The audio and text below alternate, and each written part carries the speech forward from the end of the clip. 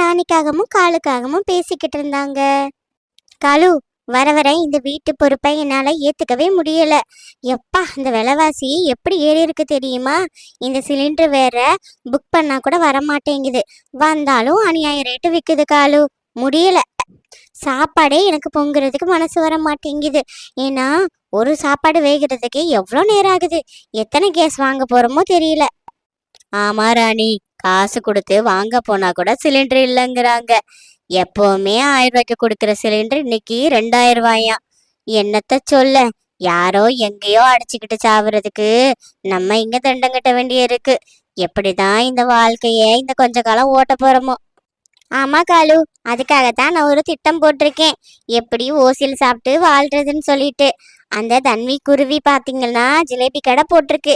அதுகிட்ட போய் ஜிலேபியை வாங்கி சாப்பிட்டுட்டு நல்லா இல்லைன்னு சொல்லி எப்படியாவது காசைப்படுங்களாம்.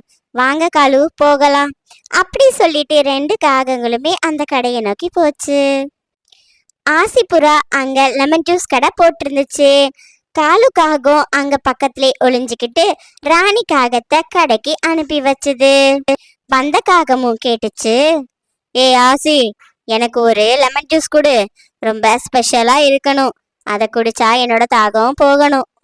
அட என்ன ராணி அக்கா, நீங்க கேட்டாலே உங்களுக்கு ஜூஸ் ஸ்பெஷலா தானே வரும். அப்படி சொல்லிட்டு ஆசிபுரா ராணி காகத்துக்கு லெமன் ஜூஸ் போட்டு எடுத்துக்கொண்டு கொடுத்துச்சு. லெமன் ஜூஸ் பார்க்கறதுக்கே அவ்வளோ அழகா இருந்துச்சு. ராணி காகமும் அந்த லெமன் ஜூஸை ரொம்பவே ரசிச்சு குடிச்சுது. குடிச்ச கொஞ்ச நேரத்திலேயே ராணி காகம் கீழே விழுந்து கத்த ஆரம்பிச்சுது. ஐயோ, வயிறு வலிக்குதே, வயிறு வலிக்குதே.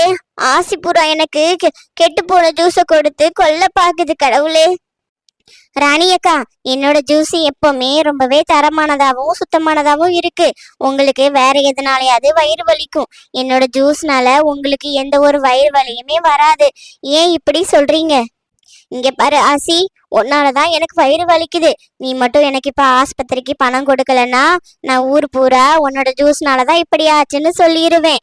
அதுக்கப்புறம் உன்னோட கடைக்கு யாருமே ஜூஸ் குடிக்க வர மாட்டாங்க. ராணிக்காகம் அப்படி சொன்னதை கேட்டுட்டு ஆசிபுரா ரொம்பவே பயந்து போச்சு. தன்னோட கடைய நினைச்சு பயந்து ராணிக்காகம் கேட்ட பணத்தை அதுகிட்ட கொடுத்துச்சு. பணத்தை வாங்கிட்டு வந்த ராணிக்காகம் சொல்லிச்சு, காலு, பாத்தீங்களா, நான் சொன்ன ஐடியா ஒர்க் அவுட் ஆயிருச்சு. நமக்கு பணம் கிடைச்சிருக்கு. இந்த மாதிரியே பக்கத்துல இருக்க தண்ணி கடைக்கும் போய் ஒரு நாடகத்தை போட்டோம்னா நமக்கு நிறைய பணமும் கிடைச்சிரும். இப்படியே நாம நிறைய சம்பாதிக்கலாம். நீ சொல்றது சரிதான் ராணி. இதே மாதிரி நமக்கு நிறைய பணம் கிடைச்சா நாம பணக்காரங்களா மாறிடலாம். அதுக்கப்புறம் எந்த சிலிண்டர் எவ்வளவு விலைக்கு ஏறினாலும் நாம எதை பத்தியும் கவலைப்பட வேண்டியதில்லை.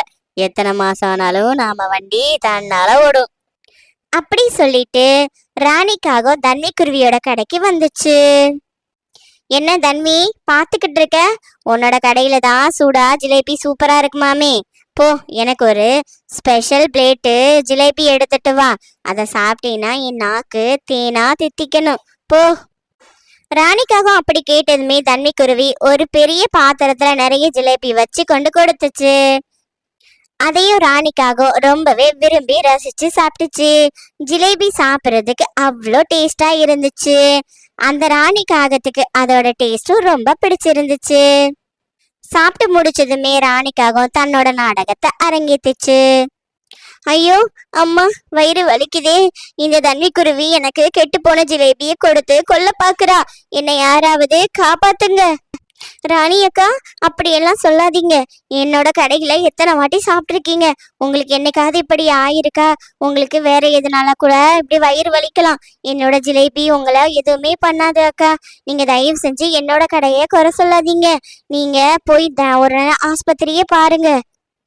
இங்க பாரு தன்வி, உன்னாலதான் எனக்கு இப்படி வயிறு வலிக்குது. தயவு செஞ்சு ஆஸ்பத்திரியோட காசு எனக்கு கொடுத்துரு. எப்படி இல்லைன்னா ஊர் முழுக்க உன்னோட கடையில சாப்பிட்டுதான் எனக்கு வயிறு வலிக்குதுன்னு சொல்லி உன் கடைக்கு ஆளே வர விடாம பண்ணிடுவேன். அப்படி ராணிக்காக சொன்னதுமே தன்வி குருவியும் பயந்து போய் நிறைய காசு கொடுத்துச்சு. அதை வாங்கிட்டு ராணிக்காக ரொம்பவே சந்தோஷமா கிளம்பிச்சு. ராணி, இங்க பாத்தியா, இவ்வளவு காசை நாம கொஞ்ச நாள்லயே எப்படி சம்பாதிச்சிருக்கோம். இந்த வாழ்க்கை சூப்பர். அதுக்கப்புறம் ராணிக்காகவும் காலுக்காகவும் இதே வேலையாதான் ஊருக்குள்ள அலைஞ்சிட்டு இருந்தாங்க. ஒரு நாள் மறுபடியும் யாரை ஏமாத்தலான்னு பேசிக்கிட்டு இருக்கும்போது ராணிக்காகவும் திடீர்னு வயிறு வலியில கீழே விழுந்து கத்த ஆரம்பிச்சுது. ஐயோ, வயிறு வலிக்குது காலு, எனக்கு ரொம்ப வயிறு வலிக்குது. என்ன ராணி சொல்ற? எதனால உனக்கு வயிறு வலிக்குது? ஐயோ, நம்ம தேவையில்லாம நிறைய சாப்பிட்டதுனாலதான் நம்ம வயிறு கெட்டு போச்சு போலியே. அப்படி காலுக்காக சொல்லிட்டு ஊர்ல இருக்க எல்லாரையுமே உதவிக்கு கூப்பிட்டுச்சு. பறவைகளே, ராணிக்கு உடம்பு சரியில்லை, போ, தயவு செஞ்சு யாராவது டாக்டரை கூட்டிட்டு வாங்க, இல்லைன்னா ஏதாவது நடக்க போகுது. பாருங்க, அவ வலியில ரொம்பவே துடிச்சுக்கிட்டு இருக்கா. காலு அண்ணா, எங்களை பார்த்தா உங்களுக்கு எப்படி தெரியுது? நீங்க வயிறு வலிக்கு நடிப்பீங்க, அதுக்கப்புறம் காசு தான் எங்களை ரொம்பவே டார்ச்சர் பண்ணுவீங்க. உங்களை பத்தி எங்களுக்கு தெரியாதா? உங்ககிட்ட நாங்க எவ்வளவு காசை இழந்திருப்போம். ஆமா, எங்களோட கடையை சொல்லி அதை ஏமாத்தி எப்படியாவது காசு புடுங்கலான்னு தானே அலையிறீங்க. உங்களுக்கு வயிறு வலியாவது என்னதாவது போங்க. நீங்க ஏமாத்துறதுக்கு பக்கத்து ஊர்ல வேற யாராவது இழிச்சவன் இருந்தா போய் பாருங்க. இந்த ஊர்ல எல்லாருமே உங்ககிட்ட உஷாரா தான் இருப்போம். அப்படி சொல்லிட்டு மற்ற பறவைகள் எல்லாருமே அங்க இருந்து கிளம்பிட்டாங்க. ராணிக்காகமோ ரொம்பவே வயிறு வலியில கீழே கிடந்து துடிக்க ஆரம்பிச்சுது. ரொம்ப நேரமா யாருமே உதவிக்கு வராததுனால ராணிக்காகவும் பாவம் அங்கேயே இறந்து போச்சு. தன்னோட தப்ப நினைச்சு வருந்தின காலுக்காகவும் உதவிக்கு யாருமே இல்லாம தனியா நின்னுச்சு.